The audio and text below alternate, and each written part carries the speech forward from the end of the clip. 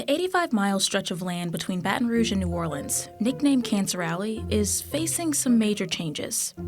The EPA updated emission standards to cut down more than 6,200 tons of toxic air pollution annually. The standards specifically target pollutants like ethylene oxide and chloroprene, two known carcinogens used to make different types of plastics.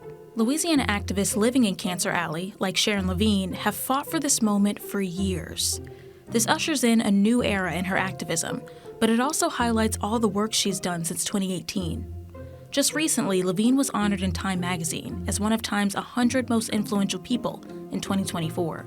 I caught up with her for an update on her activism and her new status.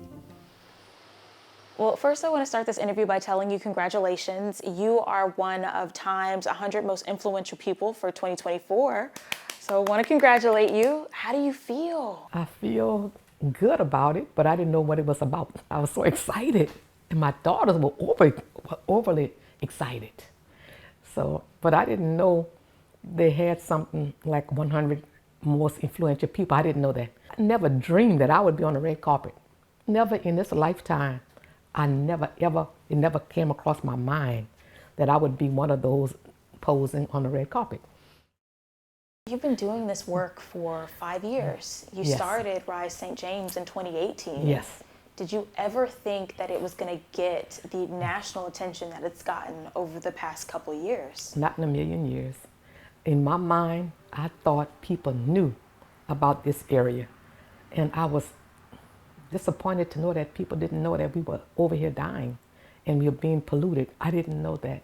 So that took a whole different turn in my life. And doing this work, I didn't know you begin to be recognized and you have a moment to rejoice. So that make it good, make me feel good inside, because I feel like my work is not in vain, that someone brought it to the attention of everyone about the work that I'm doing and other people in my shoes that's doing the same thing that I'm doing.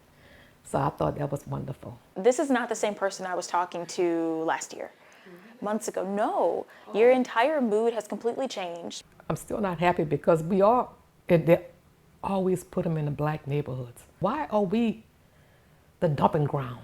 Why do they dump things on the poor black people and brown people? Why do they do that?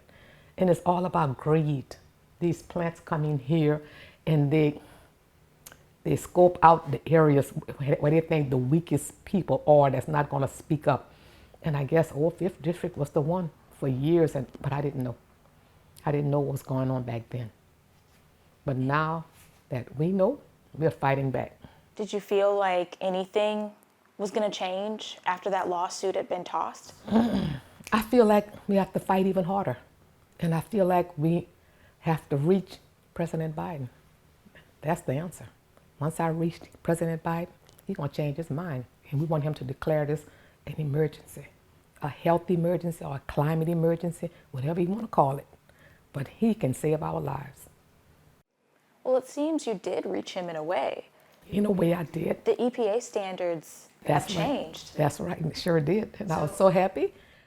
This isn't a complete elimination of everything that you want, but do you think that this is at least, a step in the right direction? I think it is a step in the right direction. I think it's the beginning of the end for all of this pollution. The beginning of the end? Yes, it's the beginning of the end. That's quite a statement. Yes, it is. And I feel or believe in my heart that these plants that try to come in here, they're going to be hard for them to come in. The standards are set so low.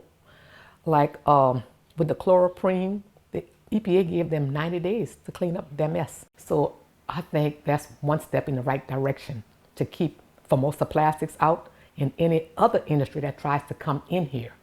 So that's a plus for us. That's a victory to me. Definitely. And more to come. And more to come. More to come. Well, let's talk about that more to come. Yes. All right, so we've gotten these standards adjusted, and you Yes. think that this could eventually be an avenue to keep other people from coming in and bringing more pollution into this area. Yes. But in the meantime, what's your next goal?